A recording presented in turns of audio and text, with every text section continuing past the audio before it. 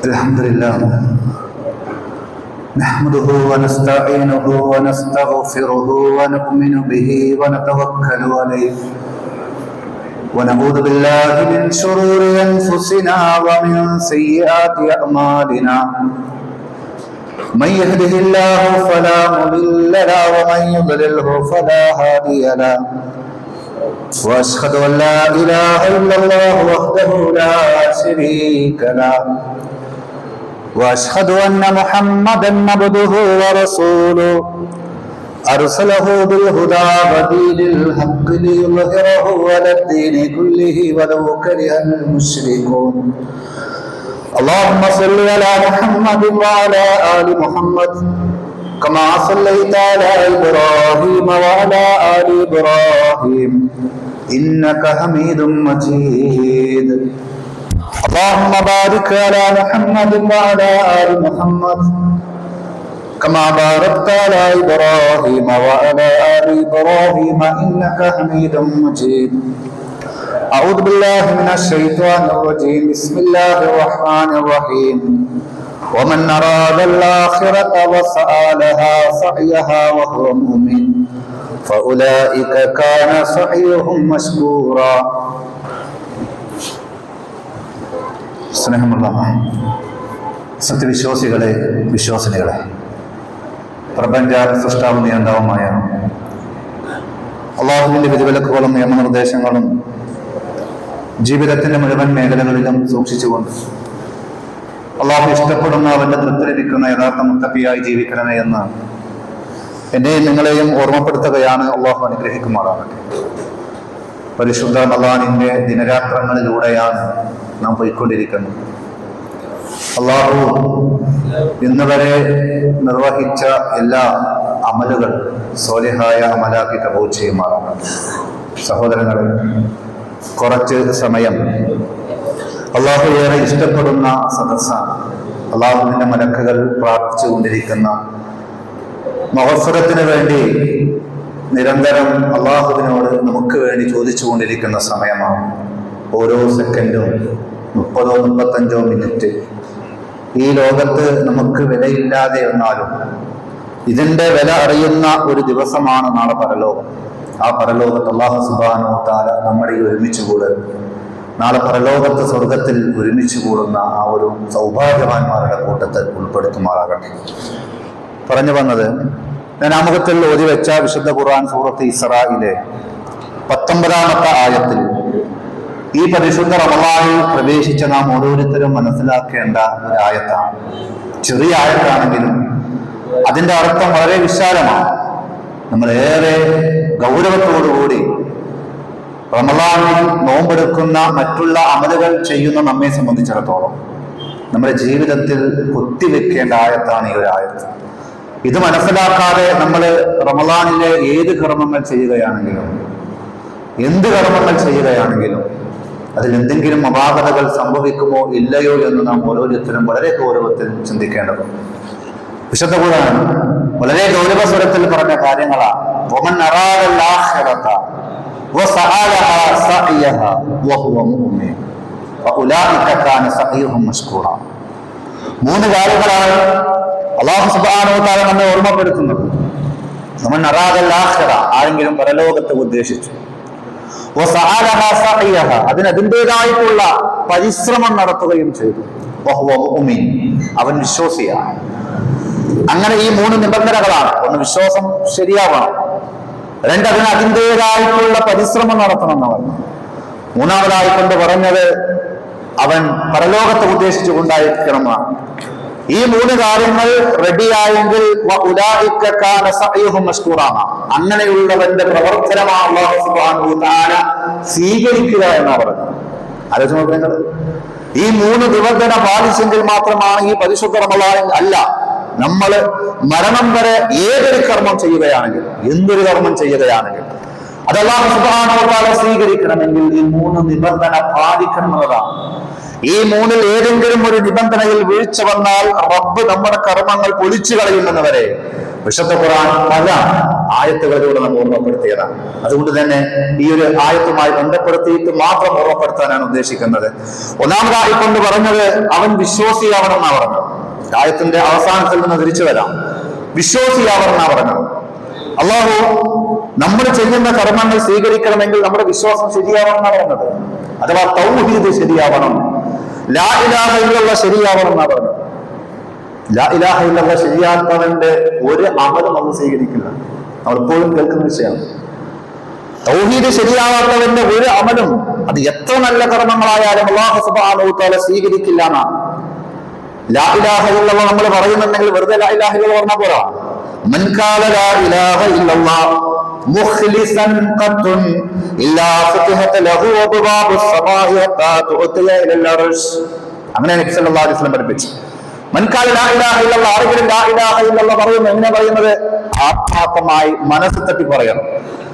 അങ്ങനെ പറഞ്ഞെങ്കിൽ 7 ആകാശവും തുറന്ന് അള്ളാഹുവിന്റെ ഹർഷിൽ ലാ ഇലാഹ ഇല്ലല്ലാഹ് എത്തുള്ളൂ, അഥവാ അവിടെ എത്തുള്ളൂ എന്ന് നബി സല്ലല്ലാഹു അലൈഹി വസല്ലം പഠിപ്പിച്ചതിന്റെ യാഥാർത്ഥ്യം അതാണ്. നാളെ പരലോകത്ത് ആർക്കാണ് പ്രവാചകരെ ശഫാഅത്ത് കിട്ടുക എന്ന് ചോദിച്ചത് നബി സല്ലല്ലാഹു അലൈഹി വസല്ലമയുടെ മറുപടി അവിടെയും പ്രവാചകൻ പറഞ്ഞത് മൻ ഖാല ലാ ഇലാഹ ഇല്ലല്ലാഹ് ഖാലിസൻ ഖൽബിൻ. കണ്ടോ, സ്വർഗത്തിനൊരു താക്കോലുണ്ട് എന്ന് പറഞ്ഞിട്ടുണ്ട്. സ്വർഗത്തിനൊരു താക്കോലുണ്ട്, മിഫ്താഹുൽ ജന്ന എന്നാണ് പറഞ്ഞത്. ആ സ്വർഗത്തിന്റെ താക്കോൽ നബി സല്ലല്ലാഹു അലൈഹി വസല്ലമ പറഞ്ഞപ്പോൾ ലൈസ ലാ ഇലാഹ ഇല്ലല്ലാഹ് മിഫ്താഹുൽ ജന്ന. അതായത് എന്താണ് സ്വർഗത്തിന്റെ താക്കോൽ?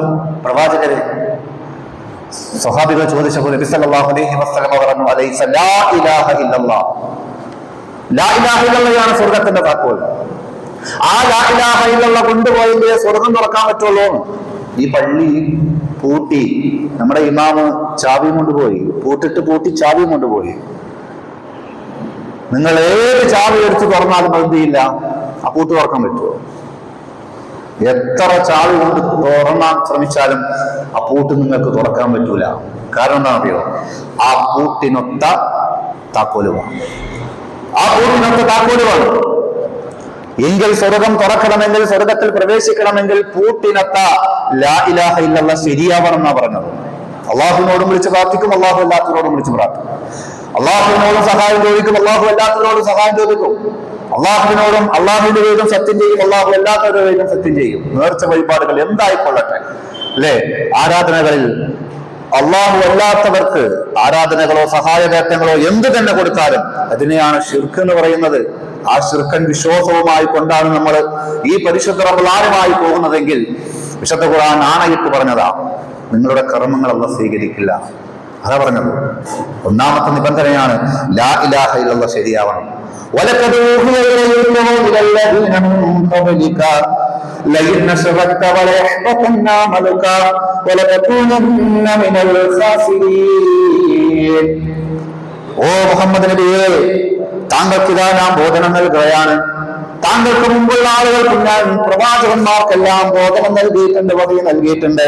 നിന്റെ ജീവിതത്തിന്റെ കാണാൻ ശിർക്ക് വന്നു പോയാൽ, അല്ലാഹു അല്ലാത്തവരോട് വിളിച്ച് പ്രാർത്ഥിച്ചാൽ, സഹായം ചോദിച്ചാൽ, നേർച്ച വഴിപാടുകൾ നടത്തിയാൽ, സത്യം ചെയ്താൽ നിനക്കുള്ള അള്ളാഹുവിന് മാത്രം കൊടുക്കേണ്ട ആരാധനയിൽ മറ്റുള്ളവരെ പങ്കുചേർത്താൽ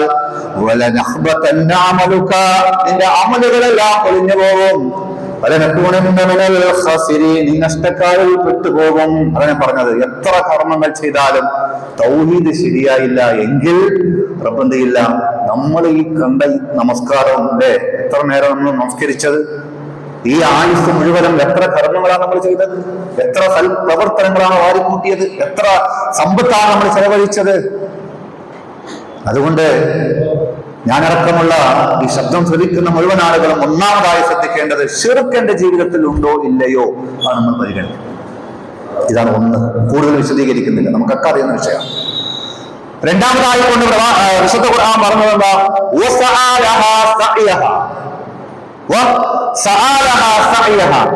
അതിന് അതിൻ്റെതായിട്ടുള്ള സഅയ് അഥവാ പരിശ്രമം നടത്തുകയും ചെയ്യണം.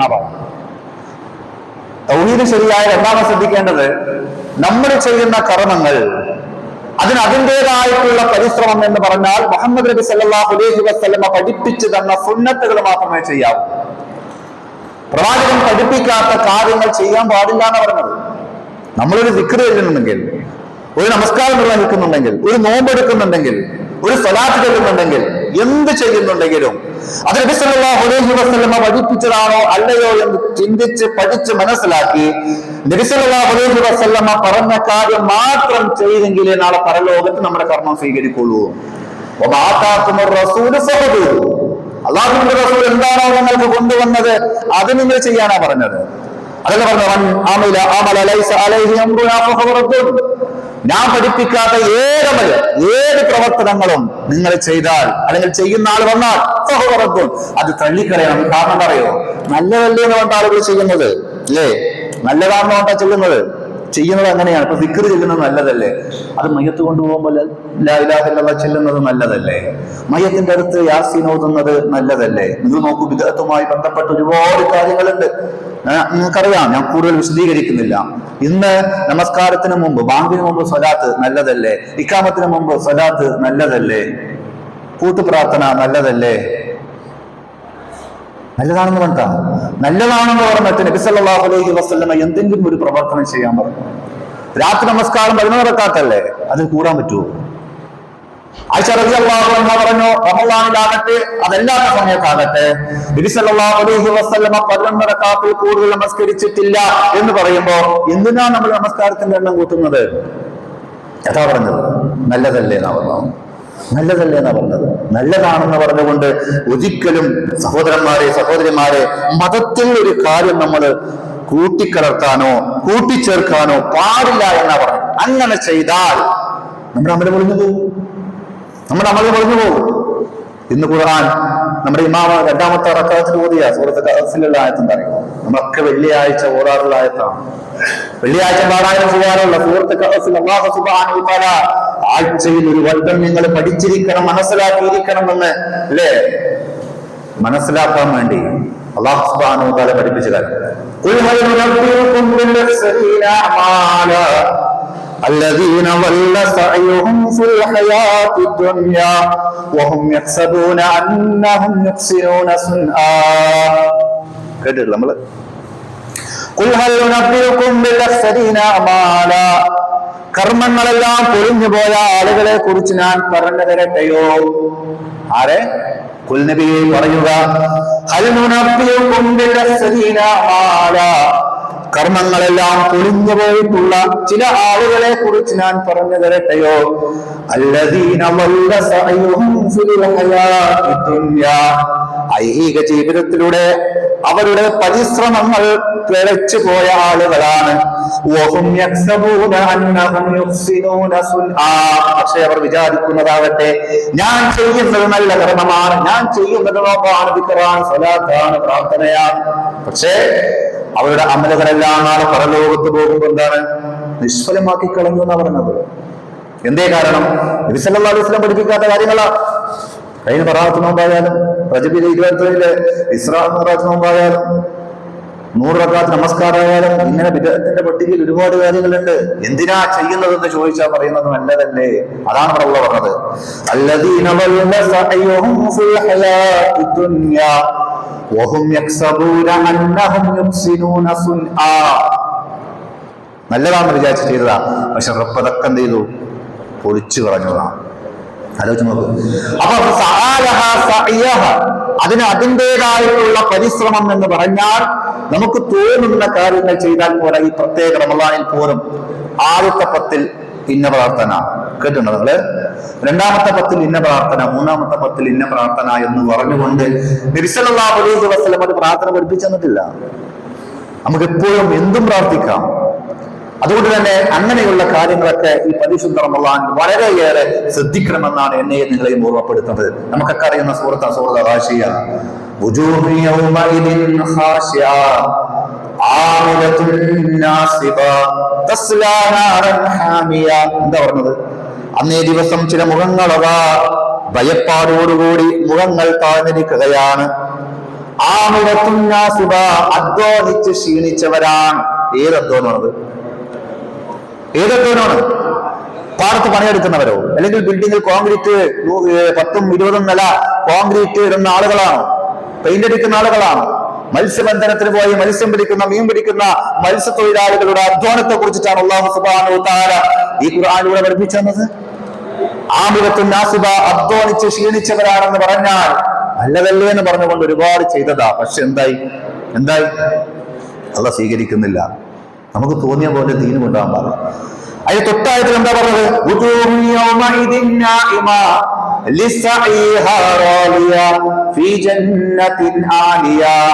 അങ്ങനെ പറഞ്ഞത്. ചില ആളുകൾ അനുഗ്രഹത്തിലായിരിക്കും. എന്തേ കാരണം? അവരുടെ പരിശ്രമം എന്ന് പറഞ്ഞല്ലോ. ഖുർആൻ അതാ പറഞ്ഞത്. അതിന് അതിൻ്റെതായിട്ടുള്ള പരിശ്രമം എന്ന് പറഞ്ഞല്ലോ. അതാണ് വിശുദ്ധ ഖുർആൻ ഈ ഭാഗത്ത് പറഞ്ഞത്.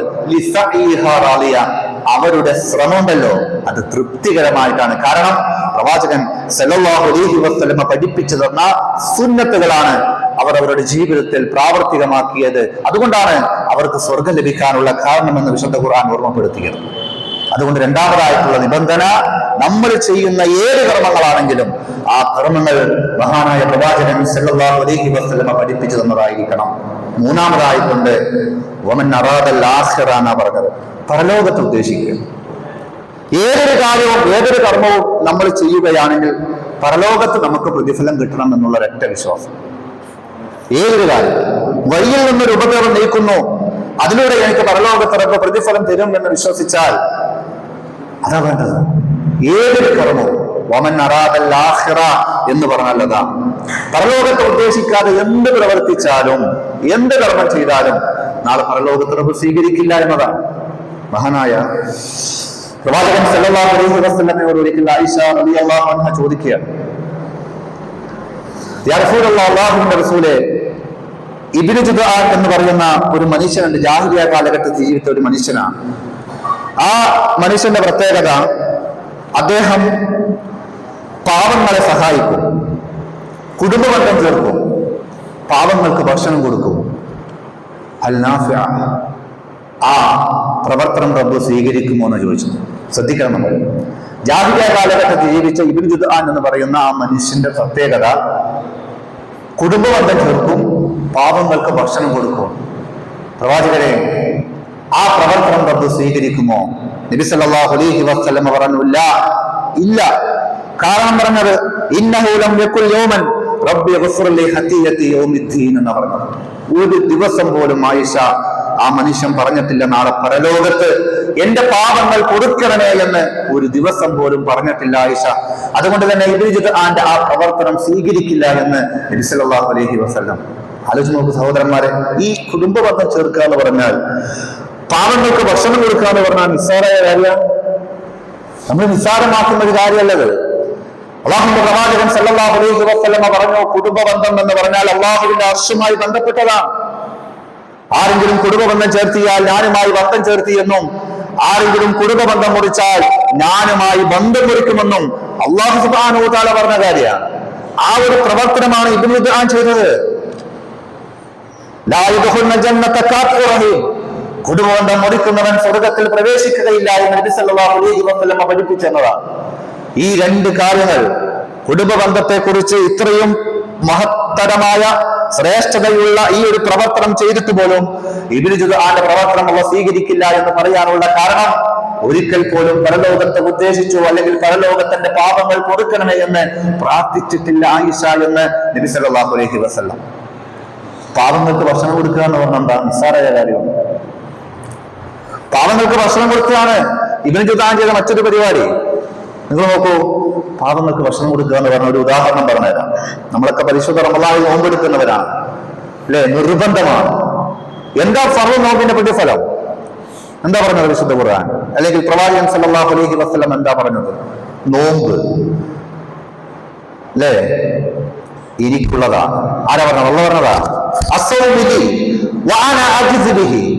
നോമ്പ് എനിക്കുള്ളതാണ്, ഞാനാണ് പ്രതിഫലം കൊടുക്കുക എന്നാ പറഞ്ഞത്. ഫർളായ നോമ്പിന്റെ പ്രതിഫലം ഇത്ര എന്ന് ഒരിക്കൽ പോലും നബി സല്ലല്ലാഹു അലൈഹി വസല്ലമയെ അല്ലാഹു പഠിപ്പിച്ചു തന്നിട്ടില്ല. അല്ലാഹു പറയാ ഞാനാണ് അതിന് പ്രതിഫലം കൊടുക്കുക എന്ന്.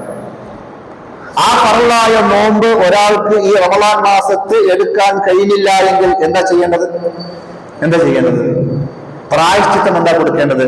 ഫിദിയത്തുൻ തുആമുൻ മിസ്കീൻ, ഒരു സാധുവിന് ഒരു നേരത്തെ ഭക്ഷണം കൊടുക്കാനാണ് പറഞ്ഞത്. ഏത് പ്രായശ്ചിത്തമായിക്കൊണ്ട് ഫറലായ നോമ്പിന് ആ നോമ്പിന്റെ പ്രതിഫലം ഇന്നതാണ് എന്ന് കൃത്യമായി പഠിപ്പിക്കാത്ത ഒരു കാര്യം, അതിന് പ്രായശ്ചിത്തമായിക്കൊണ്ട് ഒരു അടിമ ചെയ്യേണ്ടത് ഒരു സാധുവിന് ഒരു നേരത്തെ ഭക്ഷണം കൊടുക്കുക. അത് കഫാറത്താണ്. അപ്പോ പ്രതിഫലം ഇന്നത് എന്ന് പഠിപ്പിക്കാത്ത നോമ്പിന്റെ പ്രായശ്ചിത്തമായിക്കൊണ്ട് ഒരു സാധുവിന് ഒരു നേരത്തെ ഭക്ഷണം കൊടുക്കുകയും അല്ലാഹു സുബ്ഹാനഹു തആല പറഞ്ഞെങ്കിൽ, പാവപ്പെട്ടവന് ഭക്ഷണം കൊടുത്താൽ എത്ര പ്രതിഫലമുള്ള കാര്യം എന്നറിയോ? ആ ഒരു പ്രവർത്തനമാണ് ഇബ്നു ജുദ്ആൻ ചെയ്തത്. എന്നിട്ട് പോലും അല്ലാഹു സുബ്ഹാനഹു തആല ആ പ്രവർത്തനം സ്വീകരിക്കുകയില്ല എന്ന് നബി സല്ലല്ലാഹു അലൈഹി വസല്ലമ പറയുകയാണെങ്കിൽ എന്തേ മനസ്സിലാക്കേണ്ടത്? അദ്ദേഹത്തിന് ഒരിക്കൽ പോലും അള്ളാഹുവിനെ കുറിച്ചോ പരലോകത്തെ കുറിച്ചോ പാപമോചനത്തെ കുറിച്ചോ ഒരു ചിന്ത ഇല്ലാത്തത് കൊണ്ടാണ് എത്ര വലിയ അമലുകൾ ചെയ്താലും എന്ത് സൽക്രമങ്ങൾ ചെയ്താലും റബ്ബ് സ്വീകരിക്കുകയില്ല എന്ന് പറഞ്ഞത്. അതുകൊണ്ട് സഹോദരന്മാരെ സഹോദരിമാരെ, ഞാൻ അവസാനിപ്പിക്കുക. ഈ ഒരു സമയത്ത്, ഈ ഒരു സന്ദർഭത്തിൽ നമ്മൾ മനസ്സിലാക്കേണ്ടത് പാപമോചനത്തിന് വേണ്ടിയുള്ള പ്രാർത്ഥനയാണ്. നാളെ പരലോകത്തിന്റെ പാപങ്ങൾ പൊറുക്കണേ എന്ന് പ്രാർത്ഥിക്കുക. അത് പ്രാർത്ഥിക്കണം നമ്മൾ. എന്തിനാ റമളാൻ? എന്തിനാണ് അള്ളാഹു എന്തിനാ റമളാൻ നൽകുന്നത്? മൻ സോമ റമളാന ഈമാനൻ വഹ്തിസാബൻ ഗുഫിറ ലഹു മാ തഖദ്ദമ മിൻ ദംബിഹി. ആരെങ്കിലും റമളാനിൽ നോമ്പെടുത്താൽ അവന്റെ മുൻകഴിഞ്ഞ പാപങ്ങൾ അല്ലാഹു സുബ്ഹാനഹു വ തആല പൊറുക്കപ്പെടും. അപ്പൊ പാപങ്ങൾ പൊറുക്കാനാണ് പരിശുദ്ധ റമളാൻ. മൻ ഖാമ റമളാനൻ ഈമാനൻ വഹ്തിസാബ, ആരെങ്കിലും റമളാൻ മാസത്തിൽ നിന്ന് നമസ്കരിച്ചാൽ ഗുഫിറ ലഹു മാ തഖദ്ദമ മിൻ ദംബിഹി, അവന്റെ കഴിഞ്ഞു പോയിട്ടുള്ള ചെറിയ ചെറിയ പാപങ്ങൾ അല്ലാഹു പൊറുക്കപ്പെടും. അപ്പൊ പാപങ്ങൾ പൊറുക്കാനാണ് എന്ത്? റമളാൻ മാസത്തിലെ നോമ്പ്. പാപങ്ങൾ പൊറുക്കാനാണ് റമളാൻ മാസത്തിലെ നമസ്കാരം. പാപങ്ങൾ പൊറുക്കണം, എങ്കിലും അവർ എന്ത് സ്വീകരിക്കുള്ളൂ. നിങ്ങൾ നോക്ക്, നാളെ പരലോകത്ത് ഒന്നാമതായി വിചാരണ ചെയ്യപ്പെടുന്ന കർമ്മം ഏതാ കർമ്മം? നമസ്കാരമാണ്, അല്ലേ? നമസ്കാരമാണ് നാളെ പരലോകത്ത് ഒന്നാമതായിക്കൊണ്ട് വിചാരണ ചെയ്യുന്ന കർമ്മം. നബി സല്ലല്ലാഹു അലൈഹി വസല്ലമ പഠിപ്പിച്ചതാ. ആ നമസ്കാരത്തിൽ നമ്മൾ തക്ബീറുൽ ഇഹ്റാമിന് ശേഷം സൂറത്തുൽ ഫാത്തിഹ ഓതുന്നതിന് മുമ്പ് എന്താ നമ്മൾ പ്രാരംഭ പ്രാർത്ഥനയായിക്കൊണ്ട് പ്രാർത്ഥിക്കുന്നത്? എന്താ പ്രാർത്ഥിക്കുന്നത്? അല്ലാഹുമ്മ ബാഇദ് ബൈനി വ ബൈന ഖതായായ കമാ ബഅഅത ബൈനൽ മശ്രിഖി വൽ മഗ്രിബ് അല്ലാഹുമ്മ നഖ്നി മിൻ ഖതായായ كما ينقى الثوب الابيض من الدنس اللهم اغسلني من خطاياي بالماء والثلج والبرد. പ്രാർത്ഥിക്കുന്ന നമ്മള് നബി സല്ലല്ലാഹു അലൈഹി വസല്ലമ നിർബന്ധ നമസ്കാരത്തിൽ എപ്പോഴും അള്ളാഹുവിനോട് പ്രാർത്ഥിക്കുന്ന പ്രാർത്ഥനയാണത്. اللهم باعد بيني وبين خطاياي كما باعدت بين المشرق والمغرب. അല്ലാഹുവേ, കിഴക്കും പടിഞ്ഞാറും എത്രത്തോളം അകലമാണോ, കിഴക്കും പടിഞ്ഞാറും എത്രത്തോളം അകലമാണോ അത്രത്തോളം അകലത്തിൽ എന്നെയും എന്റെ ജീവിതത്തിൽ വന്നു പോയിട്ടുള്ള പാപങ്ങളെയും നീ അകറ്റണമേ. അല്ലാഹുമ്മ നഖ്നി മിൻ ഖതായായ കമാ യുനഖ്ക അസ്സൗബുൽ അബയദു മിന ദനസ്. തൂവെള്ള വസ്ത്രത്തിൽ നിന്ന് അഴുക്ക് ശുദ്ധിയാകുന്നത് പോലെ എന്നെയും എന്റെ ജീവിതത്തിൽ വന്നുപോയിട്ടുള്ള പാപങ്ങളെയും നീ ശുദ്ധിയാക്കണേ.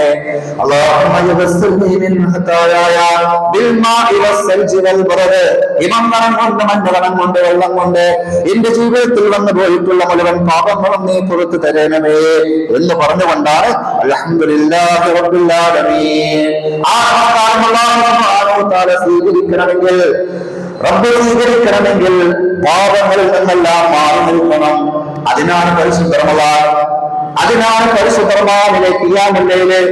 മൻ സാമ റമളാന ഈമാനൻ വഹ്തിസാബ ഗഫറ ലഹു മാ തഖദ്ദമ മിൻ ദംബിഹി എന്ന് പറഞ്ഞത്. നബി സല്ലല്ലാഹു അലൈഹി വസല്ലം ഒരിക്കൽ മിമ്പറിലേക്ക് കയറി വരികയാണ്. ആ സമയത്ത് 3 പ്രാവശ്യം ആമീൻ ആമീൻ ആമീൻ എന്ന് പറയുകയാണ്. പലപ്പോഴും കേട്ടിട്ടുള്ള ഹദീസാണ്. ഈ പരിശുദ്ധ റമളാനിൽ സന്നിഹിതരായ നമ്മെ സംബന്ധിച്ചിടത്തോളം നമ്മുടെ മനസ്സിലുണ്ടാവേണ്ട ആ ഒരു ഹദീസ്. പ്രവാചകൻ സല്ലല്ലാഹു അലൈഹി വസല്ലമ മിമ്പറിലേക്ക് കയറുമ്പോൾ 3 പ്രാവശ്യം ആമീൻ ആമീൻ ആമീൻ എന്ന് പറയുകയാണ്. ആ സമയത്ത് സ്വഹാബികൾക്ക് അത്ഭുതമായി. ഖുത്ബ നിർവഹിച്ചു കഴിഞ്ഞ് താഴെ ഇറങ്ങി പ്രവാചകനോട് സ്വഹാബികൾ ചോദിക്കുകയാണ്, യാ റസൂലല്ലാഹ്, അല്ലാഹുവിന്റെ റസൂലേ, പതിവിന് വിപരീതമായി കൊണ്ട് എന്തിനാണ് 3 പ്രാവശ്യം ആമീൻ എന്ന് പറഞ്ഞത്? എന്തിനാണ് ആമീൻ എന്ന് പറഞ്ഞത്?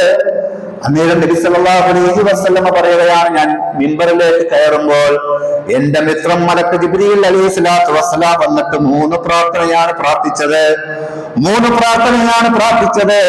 അതിന്റെ ഒരു പ്രാർത്ഥന വമൻ നദറക റമളാന ഫലം യൂഫിർ ലഹു ഖുൽതു ആമീൻ.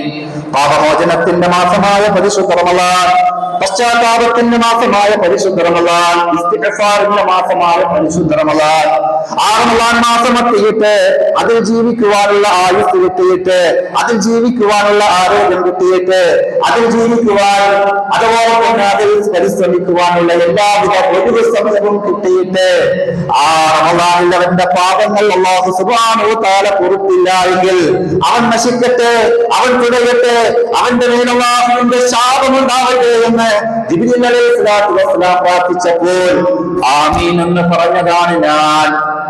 ആലോചിച്ച് നോക്കി, നിങ്ങള് പ്രാർത്ഥിച്ചതാണ് മലക്കുകളുടെ നേതാവ് ജിബ്രീൽ അലൈഹി സ്വലാത്തു വസ്സലാമിന്റെയാണ് പ്രാർത്ഥന. ആമീൻ എന്ന് പ്രാർത്ഥിച്ചത് മനുഷ്യരുടെ നേതാവ് മുഹമ്മദ് നബി സല്ലല്ലാഹു അലൈഹി വസല്ലമ. അല്ലാഹു ഉത്തരം കൊടുക്കും. ഈ പരിശുദ്ധ റമളാൻ മാസം എത്തിയിട്ട് നമ്മുടെ ജീവിതത്തിൽ വന്നുപോയിട്ടുള്ള പാപങ്ങൾ അല്ലാഹു സുബ്ഹാനഹു വ തആല പൊറുത്തില്ല എങ്കിൽ അതാ പറഞ്ഞത് പരലോകത്ത് എന്റെ പാപങ്ങളെല്ലാം പൊറുത്തു തരണമേ എന്ന് പ്രാർത്ഥിക്കാൻ നബി സല്ലല്ലാഹു അലൈഹി വസല്ലമ പഠിപ്പിച്ചത്. മഹദി ആയിഷ റളിയല്ലാഹു അൻഹ ഒരിക്കൽ നബി സല്ലല്ലാഹു അലൈഹി വസല്ലമയോട് ചോദിക്കുകയാണ്, യാ റസൂലല്ലാഹ്, അല്ലാഹുവിന്റെ റസൂലേ, ഈ പരിശുദ്ധ റമളാനാണ്, അതിന്റെ അവസാനത്തെ 10ലേക്കാണ് പ്രവേശിക്കാൻ പോകുന്നത്. അല്ലാഹുവിന്റെ റസൂലേ, ഞങ്ങൾ ഇതാ അവസാനത്തെ 10ലേക്കാണല്ലോ പ്രവേശിക്കാൻ പോകുന്നത്.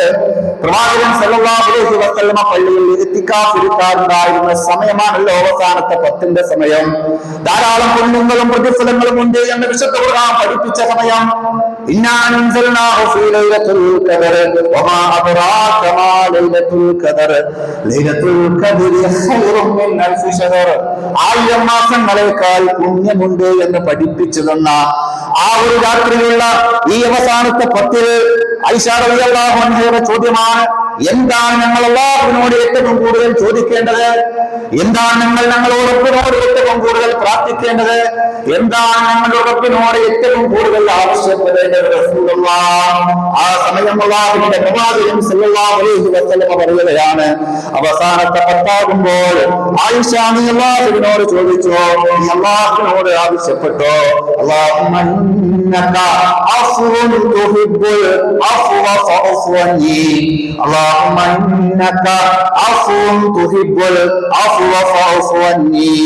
അല്ലാഹുവേ, ഇന്നക അഫ്വുൻ, നീ മാപ്പ് നൽകുന്നവനാണ്, തുഹിബ്ബുൽ അഫ്വ, നീ മാപ്പ് ഇഷ്ടപ്പെടുന്നവനാണ്, ഫഅഫു അന്നി, അതുകൊണ്ട് തന്നെ എന്റെ ജീവിതത്തിൽ സംഭവിച്ചു പോയിട്ടുള്ള പാപങ്ങൾക്ക് നീ മാപ്പ് നൽകിയാലും ോ ആ സമയത്ത് പോലും അല്ലാഹുവിനോട് പാപമോചനത്തിന് വേണ്ടി പ്രാർത്ഥിക്കുവാനാണ് നബി സല്ലല്ലാഹു അലൈഹി വസല്ലമ പഠിപ്പിച്ചു തന്നത്. അതുകൊണ്ട് അതിൽ നിന്ന് മാറാൻ പാടില്ല, പരലോകം മറന്നുപോകാൻ പാടില്ല. അതായിരിക്കണം നമ്മുടെ ആവശ്യം, അതായിരിക്കണം നമ്മുടെ നേട്ടം.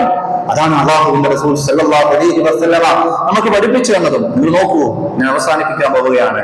നമ്മുടെ ആദ്യ ഉമ്മയും ആദ്യ വാപ്പയും സ്വർഗത്തിൽ നിന്ന് പുറത്താക്കപ്പെട്ടു. ആ പുറത്താക്കപ്പെട്ട സമയത്ത് അവർ രണ്ടുപേരും അള്ളാഹുവിനോട് പ്രാർത്ഥിച്ചൊരു പ്രാർത്ഥനയുണ്ട്, അല്ലേ? മനുഷ്യകുലത്തിന്റെ ഒന്നാമത്തെ പ്രാർത്ഥനയാണ്, നമ്മുടെ ഉമ്മയുടെയും ഉപ്പയുടെയും ഒന്നാമത്തെ പ്രാർത്ഥനയാണ്. വിശുദ്ധ ഖുർആനിൽ കാണാം, റബ്ബനാ ളലംനാ അൻഫുസനാ വഇൻ ലം തഗ്ഫിർ ലനാ വതർഹംനാ ലനകൂനന്ന മിനൽ ഖാസിരീൻ.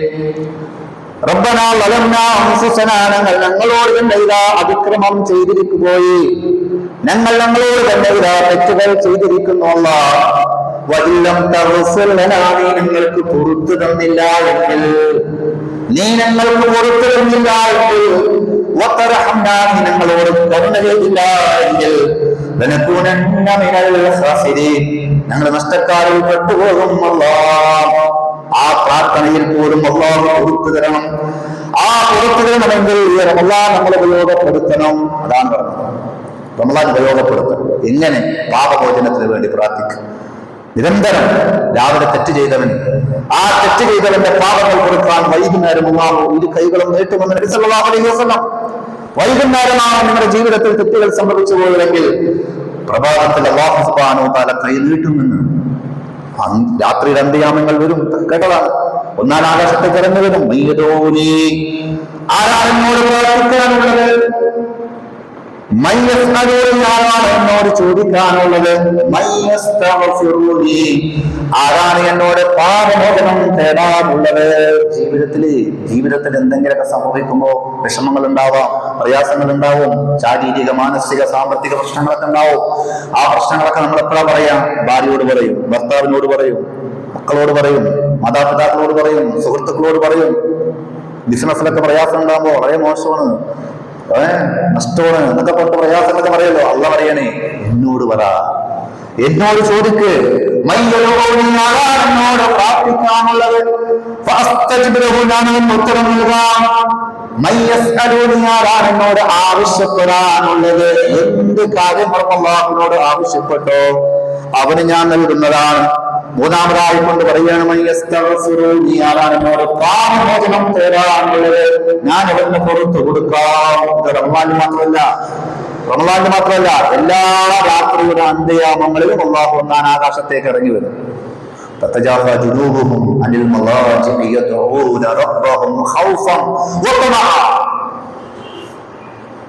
അതാണ് സത്യവിശ്വാസികളുടെ സ്വഭാവം.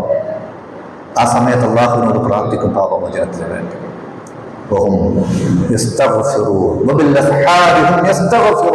അത്താഴ സമയത്ത് പാപമോചനം തേടുന്നൊക്കെ പറഞ്ഞതുകൊണ്ടാണ്. അതുകൊണ്ട് സഹോദരിമാരെ നമ്മൾ മനസ്സിലാക്കേണ്ടതാണ്, അല്ലെ? 3 കാര്യങ്ങളാണ് ഓർമ്മപ്പെടുത്തിയത്. ഒന്ന്, നമ്മുടെ ഈമാൻ, വിശ്വാസം ശരിയാവുക. അതിലെന്തെങ്കിലും അപാകതകൾ സംഭവിച്ചിട്ടുണ്ടെങ്കിൽ നമ്മൾ ഈ പെടുന്ന കഷ്ടപ്പാടൊക്കെ ബാത്തിലാക്കി. 2, നമ്മൾ ചെയ്യുന്ന ഏത് കർമ്മം, ആ കർമ്മം നബി സല്ലല്ലാഹു അലൈഹി വസല്ലം പഠിപ്പിച്ചു തന്നതായിരിക്കണം. പ്രവാചകൻ പഠിപ്പിക്കാതെ എന്തെങ്കിലും വന്നു ചേർന്നെങ്കിൽ നമ്മുടെ കർമ്മങ്ങൾ ബാത്തിലായി പോകും. മൂന്നാമതായി, എന്ത് ചെയ്യുന്നുണ്ടെങ്കിലും അത് പരലോകത്ത് ഉദ്ദേശിച്ചുകൊണ്ട് മാത്രം ചെയ്യാൻ നമ്മൾ ശ്രദ്ധിക്കുക. ഈ 3 നിബന്ധനകൾ പാലിച്ചെങ്കിൽ മാത്രമാണ് ആയത്ത് അല്ലാഹു അങ്ങനെയാണ് അവസാനിപ്പിച്ചത്. അക്കൂട്ടർ അവരുടെ പരിശ്രമമാണ് അല്ലാഹു സുബ്ഹാനഹു വ തആല സ്വീകരിക്കുക. അല്ലാഹു നമ്മുടെ എല്ലാ പരിശ്രമങ്ങളും സ്വീകരിക്കുമാറാകട്ടെ. നാം നിർവഹിക്കുന്ന ഓരോ കർമ്മങ്ങളും അല്ലാഹു സ്വലിഹായ അമലാക്കി കബൂൽ ചെയ്യുമാറാകട്ടെ. നമ്മുടെ ജീവിതത്തിൽ വന്നുപോയിട്ടുള്ള തെറ്റുകുറ്റങ്ങൾ അല്ലാഹു പുറത്ത് മാപ്പ് നൽകുമാറാകട്ടെ. രോഗം കൊണ്ട് കഷ്ടപ്പെടുന്ന ഒരുപാട് സഹോദരങ്ങളുണ്ട്. നമ്മളെ പോലെ നോമ്പെടുക്കാൻ കഴിയാത്ത, രാത്രി നമസ്കരിക്കാൻ കഴിയാത്ത, ഖുർആൻ പാരായണം പോലും ചെയ്യാൻ കഴിയാത്ത, ഇന്നും വീടുകളിലും ഹോസ്പിറ്റലുകളിലും കഴിയുന്ന ഒരുപാട് നിത്യരോഗികൾ, ഡയാലിസിസിന് വിധേയമായി കൊണ്ടിരിക്കുന്ന പാവങ്ങൾ. അല്ലാഹു സുബ്ഹാനഹു വ തആല അവന്റെ മഹത്തായ കാരുണ്യം കൊണ്ട് അവരുടെ എല്ലാം രോഗം ശിഫ നൽകുമാറാകട്ടെ. മരണപ്പെട്ടു പോയ മാതാപിതാക്കൾ, ഗുരുനാഥന്മാർ, സഹോദരന്മാർ അല്ലാഹു അവർക്ക് പുറത്തു കൊടുക്കുകയും അവരുടെ കബറിടം അല്ലാഹു വിശാലമാക്കുകയും അവരെയും നമ്മളെയും നാളെ ജന്നാത്തുൽ ഫിർദൗസിൽ ഒരുമിച്ച് കൂട്ടുകയും ചെയ്യുമാറാകട്ടെ. അല്ലാഹുവിന്റെ മാർഗത്തിൽ സാമ്പത്തികമായി സഹായം ചെയ്യുന്നവരാണ് നാം ഓരോരുത്തരും. ദീനീ രംഗത്ത് അകമഴിഞ്ഞ് സഹായം ചെയ്യുന്ന ആളുകളാണ് നാം ഓരോരുത്തരും. അല്ലാഹുവേ, നമ്മുടെ കച്ചവടത്തിലും കുടുംബത്തിലും നീ ഹൈറും ബറക്കത്തും പ്രദാനം നൽകി അനുഗ്രഹിക്കണമേ. നാളെ പ്രലോകത്ത് അത്യുന്നതമായ സ്വർഗം നൽകി അനുഗ്രഹിക്കണമേ. അല്ലാഹുമ്മ സ്വല്ലി മുഅ്മിനീന വൽ മുഅ്മിനാത്ത് വൽ മുസ്ലിമീന വൽ മുസ്ലിമാത്ത് വൽ അഹ്യാ മിൻഹും വൽ അംവാത് ഇന്നക മുജീബു ദഅവാത് യാ ഖാദിയൽ ഹജർ. اللهم اجرنا من النار، اللهم اجرنا من النار، اللهم اجرنا واجر والدينا من النار. ربنا آتنا في الدنيا حسنة وفي الآخرة حسنة وقنا عذاب النار. ربنا تقبل منا إنك أنت السميع العليم وتب علينا إنك أنت التواب الرحيم. وآخر دعوانا الحمد لله رب العالمين. السلام عليكم ورحمة الله وبركاته.